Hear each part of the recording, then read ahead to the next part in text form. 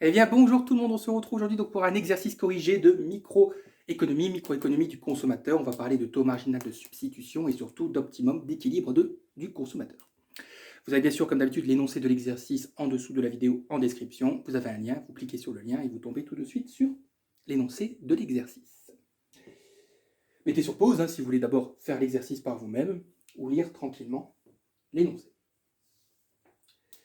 Alors, on nous dit le comportement d'un consommateur A peut être caractérisé par une fonction de satisfaction de la forme U égale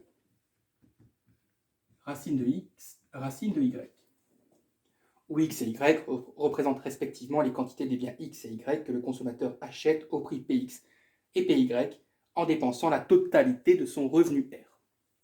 Là, on est en plein dans la logique microéconomique du consommateur.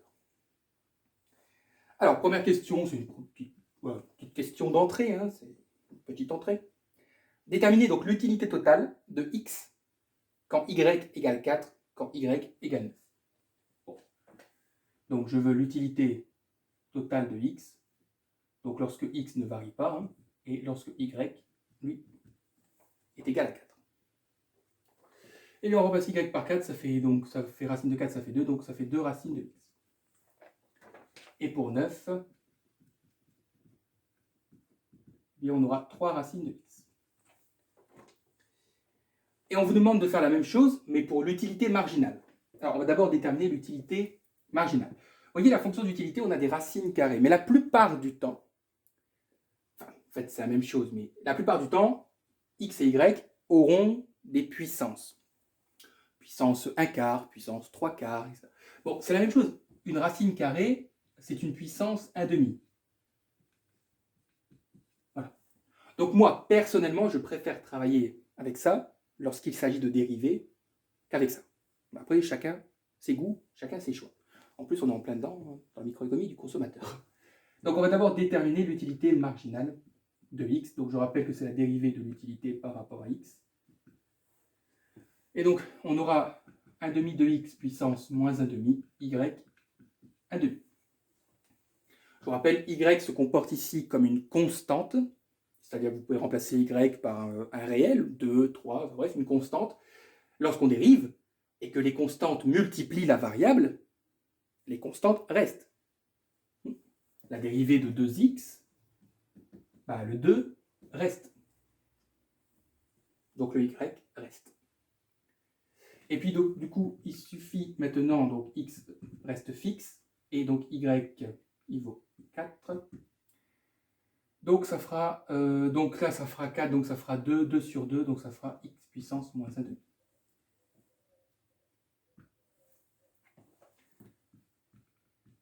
Et pour 9, on aura 3 demi de x moins 1 demi. Vous pouvez encore l'écrire 3 sur 2 racines de x.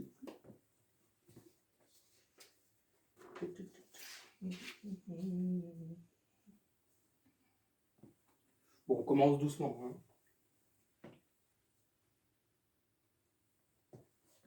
Donc mettez sur pause pour recopier tranquillement.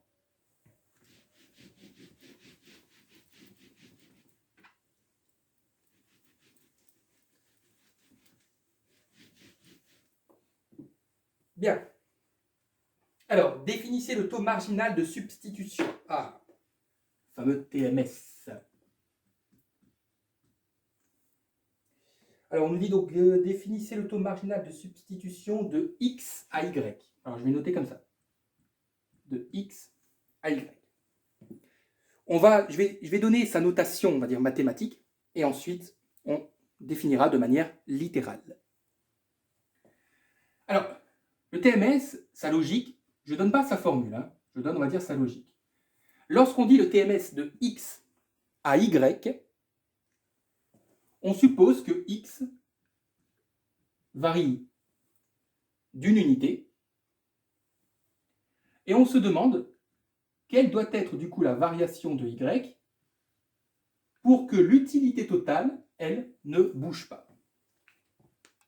Donc je répète, le TMS de x à y, on doit se demander de combien y doit varier pour compenser une variation du bien x de 1 afin que le niveau d'utilité totale ne change pas. Ok ?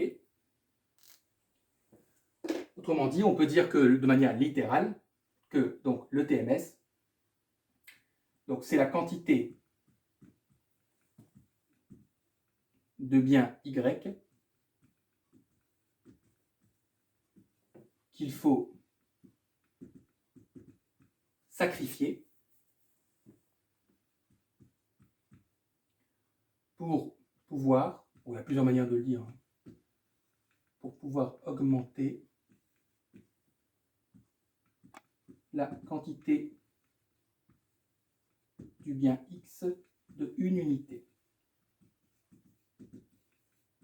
afin que le niveau d'utilité totale reste constant. Voilà comment on peut, une manière de dire. Hein. Là, j'ai fait au plus simple.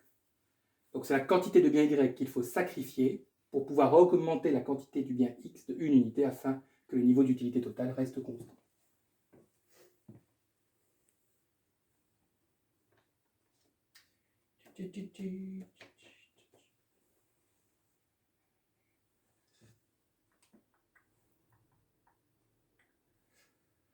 Alors, au niveau de la formule, il y en a plusieurs. Hein.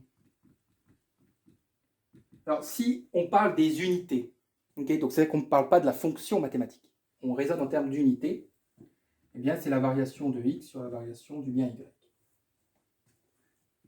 Voilà comment on peut aussi noter le TMS de x à y. Variation de x sur variation de y. Pardon. Et si on raisonne en termes de fonction, on dira alors attention que c'est l'utilité marginale de y sur l'utilité marginale de x. Et oui, attention, c'est l'inverse. Hein. Le x passe en bas lorsqu'on parle d'utilité marginale. Ça se démontre facilement. Hein.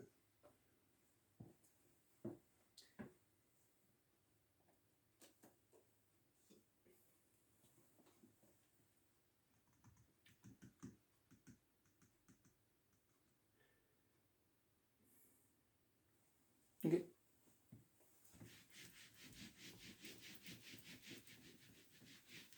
Alors, on nous demande de déterminer son expression à partir des utilités marginales. Bon, je viens de donner la formule.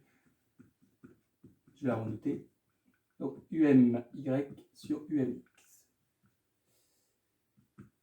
Alors, la dérivée donc, de Y, on aura 1 demi X, 1 demi Y moins 1 demi sur 1 demi X moins 1 demi Y 1 demi. Je vous rappelle que lorsqu'on dérive par rapport à une variable, l'autre est considéré comme une constante et donc en tant que produit, en tant que multiplication, elle reste. Bon, les 1 demi se simplifient. 1 demi sur 1 demi, ça fait 1. Alors, ici c'est très simple. Regardez. Vous avez une puissance négative pour x en bas. Vous avez le droit, puisque nous n'avons que des multiplications, vous avez le droit de faire passer tout le x au-dessus, mais vous changez le signe de sa puissance. Autrement dit, on aura donc le x 1 demi multiplié par x 1 demi. Vous avez le droit, hein, lorsqu'il n'y a que des produits, vous pouvez faire passer des termes du bas vers le haut, et inversement, à condition de changer le signe de leur puissance.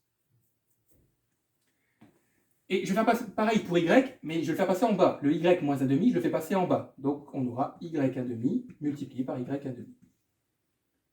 Propriété des puissances, 1 demi plus 1 demi, ça fait 1. Et même chose pour y. Voilà le TMS de x à y.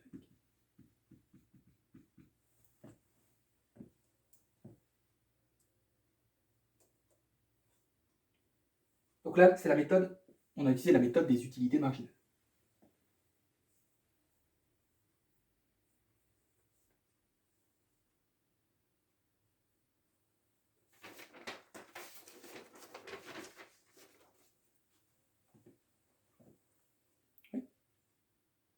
Alors, la deuxième méthode, on nous demande de déterminer son expression à partir de l'équation de la carte d'indifférence.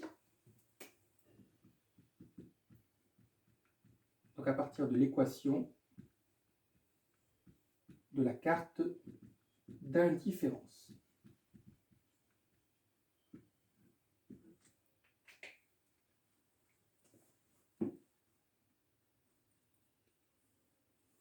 Alors, lorsqu'on vous demande ça, à partir de l'équation de la carte d'indifférence, c'est-à-dire que nous allons utiliser la fonction d'utilité.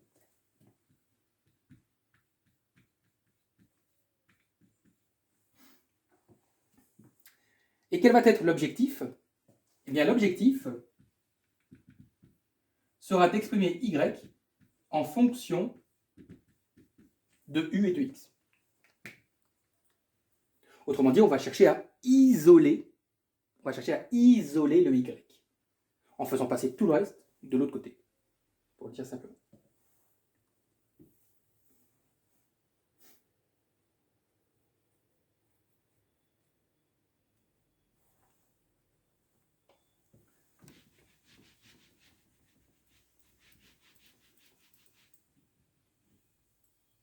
Alors, c'est normal qu'on ne trouvera pas la même chose. C'est tout à fait normal. Puisqu'on ne part pas, des mêmes expressions. Donc, je vais commencer par faire passer le x puissance 1/2 de l'autre côté. Donc, il va devenir dénominateur. Donc, on aura u sur x puissance 1/2 égale y 1/2. Et ce qui me dérange, c'est la puissance 1/2 du y. Comment je me débarrasse d'une puissance 1/2? Je vous rappelle qu'une puissance 1/2, c'est une racine carrée. Donc je mets au carré.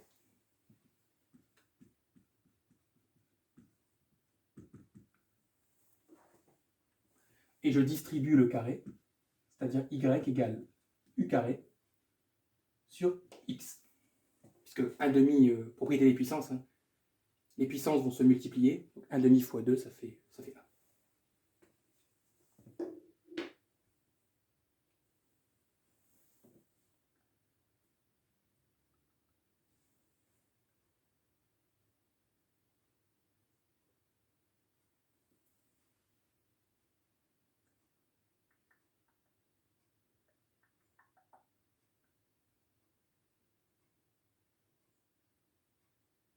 Ok.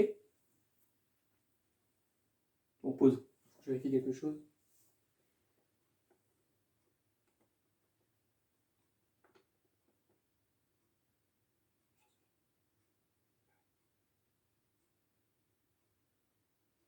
Oui, mais c'est pas tout, il faut que je dise.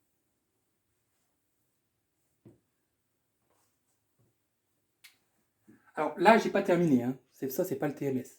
J'ai juste exprimé y en fonction de x. Okay, donc l'objectif, c'est d'exprimer y en fonction donc, de u et x. C'est fait. Maintenant, qu'est-ce que je vais faire avec ça? Je vais dériver. Encore une fois.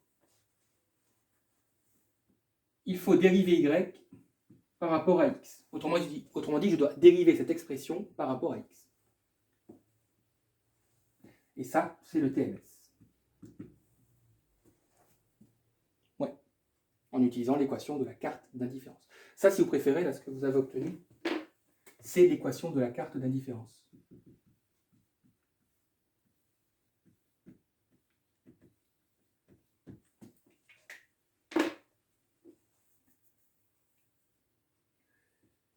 Alors, avant de déterminer, je vais réécrire y différemment. Je vais écrire y, vous êtes d'accord qu'on peut dire que c'est 1 sur x multiplié par u carré? Oui. Bien. Et là, je dérive. Pourquoi? Parce que je sais que la dérivée de 1 sur x, c'est moins 1 sur x4. U carré est considéré comme une constante. Pourquoi? Parce que je dérive par rapport à x. Donc, je garde le u carré. Vous pouvez remettre le u au dénominateur si vous voulez. Alors, en général, le TMS, je le dis, on prend la valeur absolue. C'est-à-dire qu'on veut une expression positive. Donc, pour avoir une expression positive, j'enlève le moins devant le 1. C'est tout. Parce que le TMS, la dérivée de y par rapport à x, elle sera forcément négative. Puisqu'il y a un rapport, il y a un rapport opposé, contraire, entre l'évolution de x et l'évolution de y. Qu'est-ce qu'on a dit? Le TMS, n'oubliez pas, c'est la quantité de y que je dois sacrifier, donc que je dois perdre, pour pouvoir consommer une unité en plus de x. Donc, vous voyez, ce sont des évolutions qui sont contraires. C'est pour ça que la dérivée de y par rapport à x est négative par définition. Mais c'est mieux pour exprimer le TMS de la mettre sous sa forme absolue. Ok, donc équation de la carte d'indifférence et on dérive par rapport à x.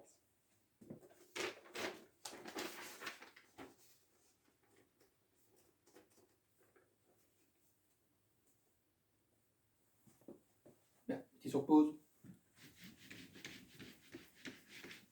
Oh, pourquoi j'ai effacé la fonction d'utilité.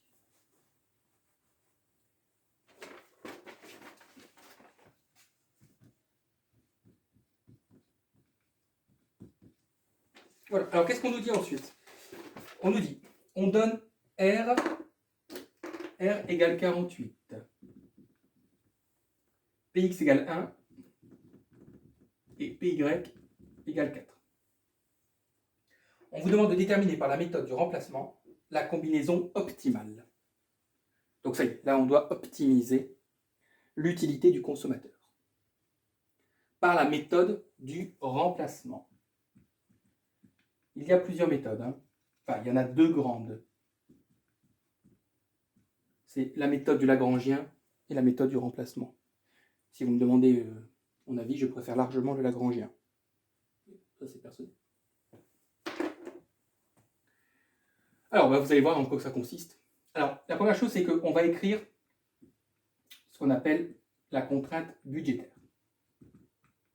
Vous savez, la contrainte budgétaire, c'est la fameuse équation R égale Px fois X plus Py fois Y. Du coup, on remplace, donc on aura 48 égale donc Px1, donc 1 fois X, X, plus 4Y. Ouais. Suivez, c'est toujours comme ça. Là, je déroule la méthode du remplacement. Ça se passe toujours comme ça. Vous commencez par écrire la contrainte budgétaire. Et qu'est-ce que vous allez faire avec cette contrainte budgétaire? Eh bien, vous allez exprimer Y comme une fonction de X.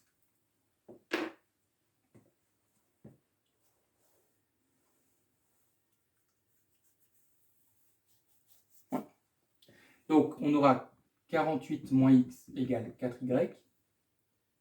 Donc, Y égale 48 moins X divisé par 4. Alors, ça se simplifie vachement bien. Ça fait 12 moins 0,25X.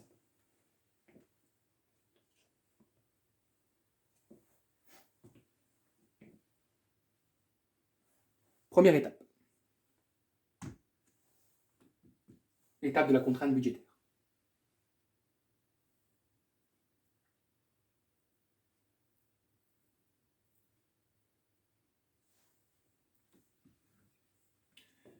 Deuxième étape,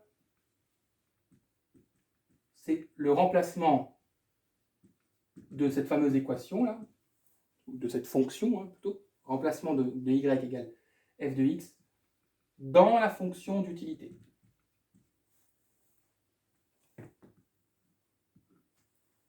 Donc vous remplacez ce que vous avez obtenu dans la fonction d'utilité, c'est-à-dire qu'on va remplacer y par ça.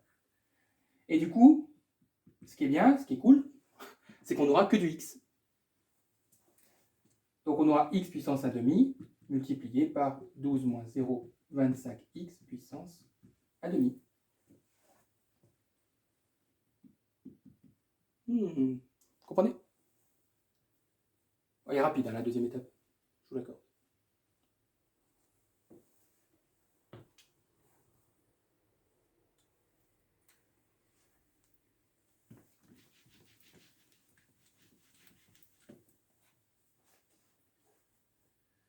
Et troisième étape, on va dériver ce que l'on vient d'obtenir, donc du de x, par rapport à x. Et on va l'égaliser à 0. Pourquoi? Parce qu'en fait, on cherche le maximum. Or, vous savez que pour déterminer des extrémums locaux, la dérivée doit s'annuler. Alors, vous allez me dire, bah oui, mais on pourrait avoir un minimum. Non, non, non, non. Pas dans ce genre de fonction d'utilité, c'est forcément du maximum que vous avez. C'est-à-dire qu'en fait, pour vos examens, on ne vous demande pas de vous poser la question. Vous aurez toujours du maximum, à partir du moment où la dérivée s'annule.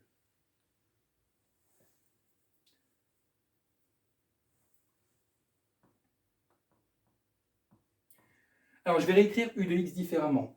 Pourquoi? Parce que j'ai deux termes qui se multiplient à la même puissance. Donc, je peux regrouper ça. Je peux faire x, donc multiplié par 12 moins 0,25x, le tout à la puissance 1/2. C'est beaucoup mieux. Sinon, vous allez devoir vous trimballer avec du u fois v. Là, j'ai plus de problème. Donc, je vais développer. Donc, x fois 12, ça fait 12x, moins 0,25x carré, puissance 1/2. Voilà ce que je dois dériver. Après, vous faites comme vous voulez. En microéconomie, il est bon, pour ceux qui ont du mal, de réviser les propriétés des puissances. Vraiment. On travaille toujours avec des puissances. Alors, si je dérive ça, donc on a la forme u puissance n. Donc la dérivée, ce sera n multiplié par u' multiplié par un. Donc on y va. Donc n, c'est 1/2, multiplié par 12, moins 2 fois 0,25, donc ça fait 0,5x, multiplié par 12x moins 0,25x carré moins 1/2.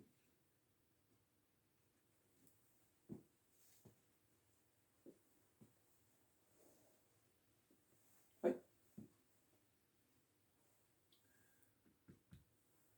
Alors, on va déjà développer le 1/2 avec le premier. Attention, le 1/2 ne multiplie pas, comme on n'a que des multiplications, si vous le distribuez à 1, c'est suffisant. À une expression, c'est largement suffisant. Donc 1/2 fois 12, ça fait 6.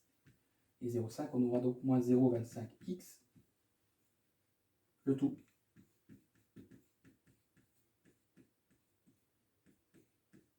Voilà, on recopie.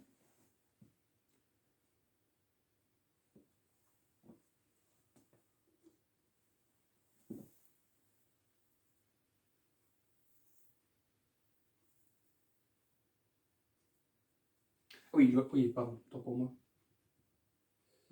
À la fin, voilà, parce que je calculais juste la dérivée, mais voilà, on va réécrire une ligne. Donc du coup, on va devoir résoudre ça égale 0.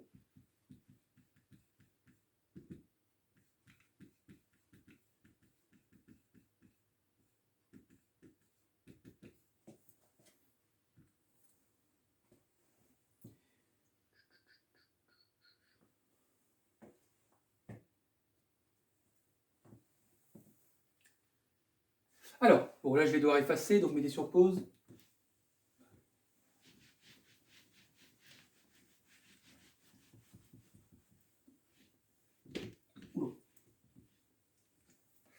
Alors, un produit est nul, enfin, un produit de facteur est nul si l'un des deux facteurs est nul. Donc, 6 moins 0,25x égale 0. Ou bien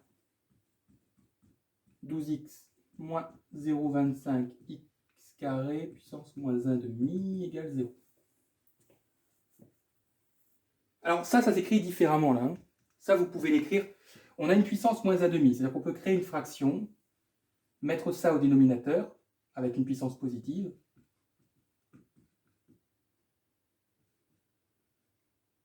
Puissance 1/2, et au numérateur, on met 1. C'est la même chose. C'est la propriété des puissances. Bon, j'efface ça parce que ça peut être perturbant. On pourrait croire que... Voilà. Bah oui, mais un quotient est égal à 0 seulement si le numérateur est égal à 0. Parce qu'un dénominateur ne peut pas s'annuler. Ah oui, mais 1 est égal à 0, ça n'a pas de sens. Donc là, il n'y a pas de solution.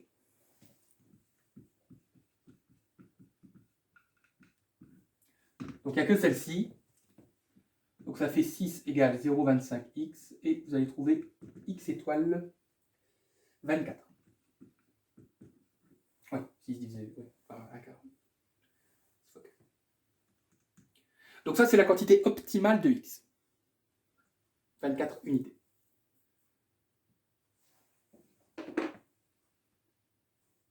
Comment j'en déduis y?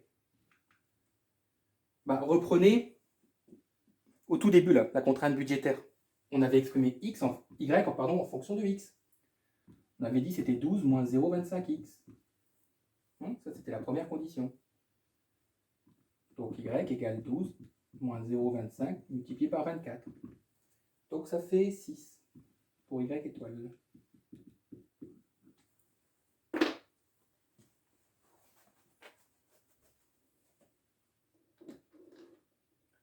Donc, conclusion, c'est que l'optimum du consommateur est atteint pour des quantités donc, de biens x égale à 24 et y égale 6. Dit autrement, ça veut dire que le consommateur va maximiser son utilité si x égale 24 et y égale 6.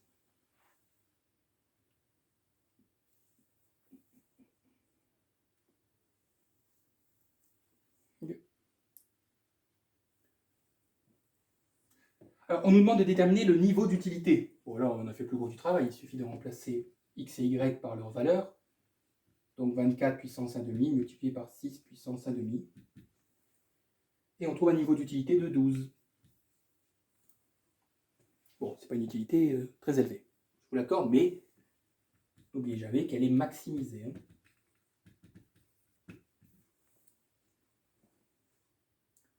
Le consommateur, compte tenu de sa contrainte budgétaire, ne pourra jamais dépasser un niveau d'utilité de 12. Méthode du remplacement.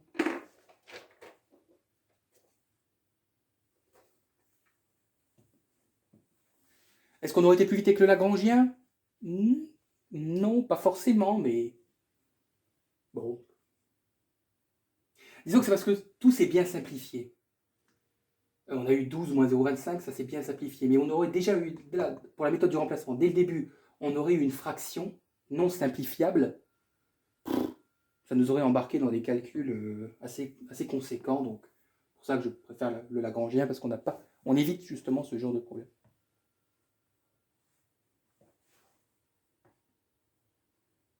Bien. Alors, du coup, on va passer à un autre consommateur. Le consommateur B. On va l'appeler Brigitte. Tiens. Ouais, le consommateur Brigitte. Alors, qu'est-ce qu'on nous dit sur ce consommateur B ? Déjà, on nous dit qu'il consomme les mêmes biens. Bon, c'est X et Y, ok. Et on nous donne sa fonction d'utilité, V. C'est 0,25 XY. Bon, ça, on sait déjà que ce sera plus facile à traiter.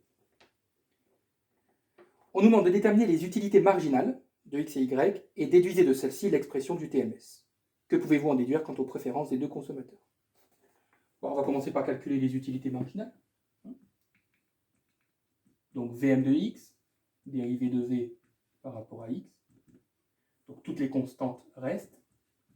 La dérivée de X, ça fait 1. Donc on aura 0,25Y. Et Vmy, du coup, l'inverse, on aura 0,25X.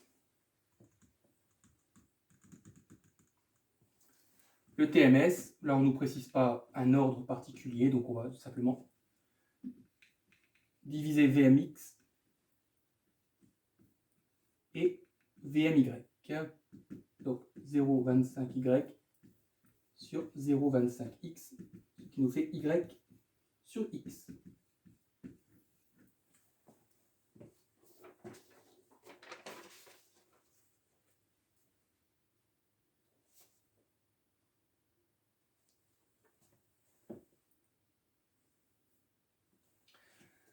Je vous rappelle que pour le consommateur A, on avait trouvé un TMS, c'était... Alors, attendez, je vais reprendre... Oui, c'était X sur Y. Oui, vous vous souvenez, au consommateur A. Mais c'est la même chose. C'est juste que là, j'ai fait VMX sur VMY. Si j'avais fait VMY sur VMX, j'aurais retenu X sur Y. Donc ces deux expressions sont équivalentes. C'est le même TMS. Peu importe le numérateur et le dénominateur. C'est juste, c'est la première question, ou la deuxième, c'est juste l'ordre de l'interprétation. Est-ce qu'on doit sacrifier des quantités de Y pour une unité de x supplémentaire ou est-ce qu'on doit sacrifier des quantités de x pour une unité de y supplémentaire? Mais sinon, le TMS, mathématiquement, que vous inversiez le numérateur et le dénominateur, c'est pareil. Il faudra juste, on verra, faire attention à quelque chose. Mais sinon, c'est pareil. Du coup, les deux consommateurs ont le même TMS. Eh bien, on pourra dire qu'ils ont aussi les mêmes préférences.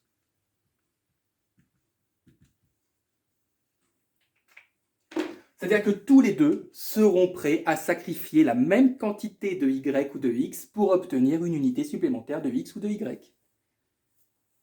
Les mêmes préférences.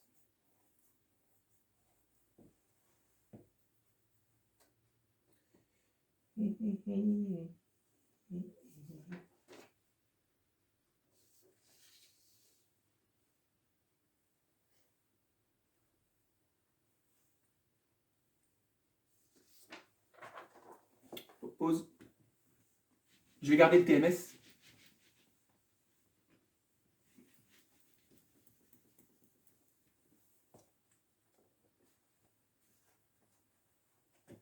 Alors, qu'est-ce qu'on nous dit? On nous dit déterminer l'équilibre du consommateur B. C'est-à-dire quoi ça? L'équilibre d'un consommateur. Déterminer l'équilibre de B. Eh bien, c'est pareil, hein, c'est de rechercher son optimum. C'est-à-dire, pour quelle valeur de x et de y il maximise son utilité V. Oui, c'est un M. Voilà. Bien. Bon, ne soyez pas surpris par cette petite coupure. Hein. On va tout réordonner pour que ce soit clair et puis en plus, je devais répondre à un petit coup de fil. Donc, c'est pas. Donc, on en était arrivé à dire, donc, première étape, donc la détermination du TMS, on avait dit V mx sur Vmy, et on avait trouvé y sur x. Oui, ça c'est la première chose qu'on a faite. Alors, maintenant, on ne va pas utiliser, pour déterminer l'optimum, on ne va pas utiliser la méthode du remplacement, puisqu'on a le TMS, on va utiliser la méthode du TMS. Tout simplement. C'est aussi simple que ça. Bon, j'ai mis première étape, parce que la première chose, c'est d'avoir le TMS. Alors, que nous dit, donc on va considérer que c'est la deuxième étape, faites-vous des fiches, hein, selon les méthodes. Et les méthodes du remplacement, tac, tac, tac, 3 étapes, tac, tac, tac. Méthode du TMS, tac, tac, tac, tac. Okay, donc la première chose, c'est d'avoir le TMS. Alors la deuxième chose, c'est que ce TMS, je vais l'égaliser au rapport des prix. Mais il y a un ordre à respecter. Et cet ordre, c'est le même que celui de la détermination du TMS. C'est-à-dire que si vous avez déterminé le TMS en mettant Vmx au numérateur, eh bien vous mettrez Px au numérateur et par conséquent Py au dénominateur. Donc je remplace, le TMS c'est y sur x, égale Px, je vous rappelle, c'est 1 et Py c'est 4. Ok.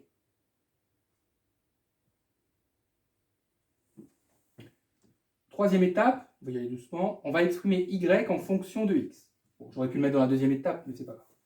Comme vous voulez. Donc on va exprimer y en fonction de x. Alors vous savez que lorsqu'on a comme ça deux quotients qui s'égalisent, nous pouvons multiplier les diagonales. C'est-à-dire que je peux faire y fois 4 et je peux faire 1 fois x. Ouais. Et donc y égale x sur 4.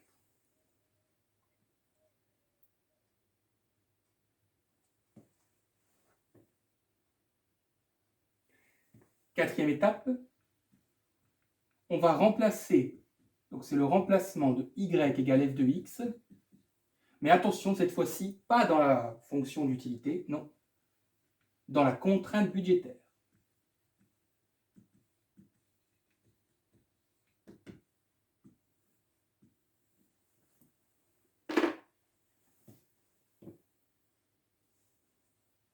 Okay. Enfin, la contrainte budgétaire.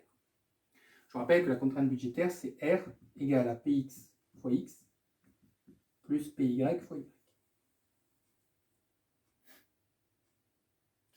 On connaît, ce sont les mêmes valeurs que celles du consommateur A.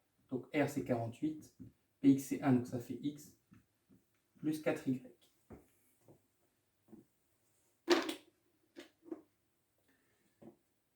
Et je vais remplacer Y par X sur 4.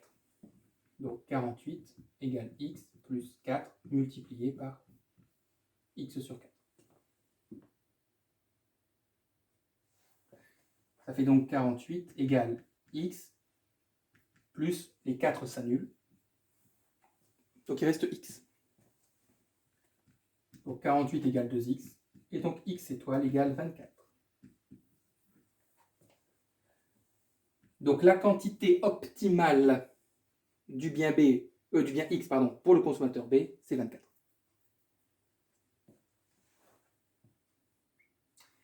Et Y, bah regardez, hein, Y. Je sais que Y, c'est X divisé par 4. Donc ça fait 24 divisé par 4, ça fait 6.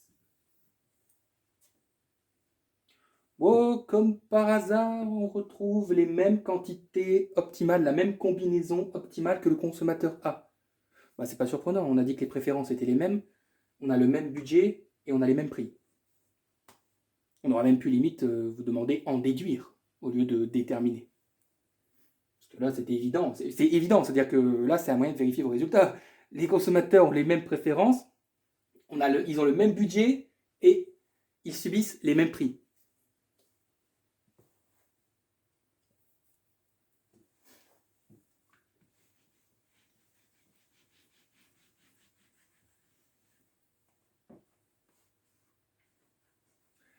Et on nous demande de déterminer le niveau d'utilité, donc de la combinaison optimale 24, 6. Donc 0,25 multiplié par 24, multiplié par 6, ça fait 36.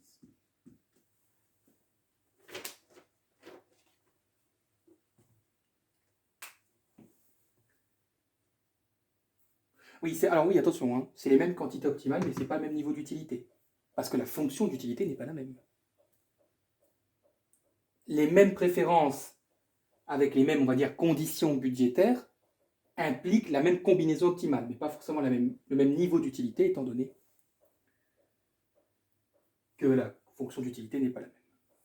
C'est tout, hein, ne soyez pas surpris par contre.